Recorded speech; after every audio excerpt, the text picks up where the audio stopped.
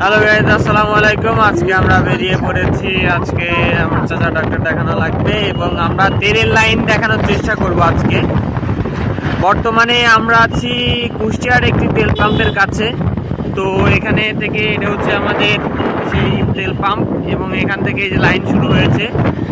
যদিও সরকারি ব্যবস্থাপনা বলছে যে পর্যাপ্ত পরিমাণ তেল রয়েছে, কিন্তু আমরা দেখতে পাচ্ছি যে আসলে কোনোভাবে আমরা তেল পাচ্ছি না।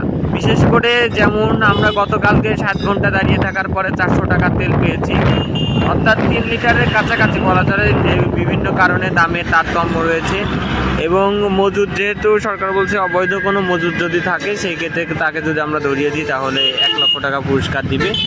আর আপনারা ইতিমধ্যে লাইন দেখতেই পাচ্ছেন, শুধুমাত্র যে বাইকের লাইন কিন্তু তা কিন্তু না, আমি গতকালকে দেখেছি বাসের ক্ষেত্রেও সেম হয়েছে, যার কারণে আমার বাসের ভাড়াও আমাকে বেশি দিতে হয়েছে। আর এখানে গত দিনে যেমন আমি পেয়েছি প্রায় 550 বাইকের লাইন ছিল। তো এখানে দেখুন অবস্থা কি। তো আপনাদের অঞ্চলে কি অবস্থা সেটা জানাবেন। ধন্যবাদ।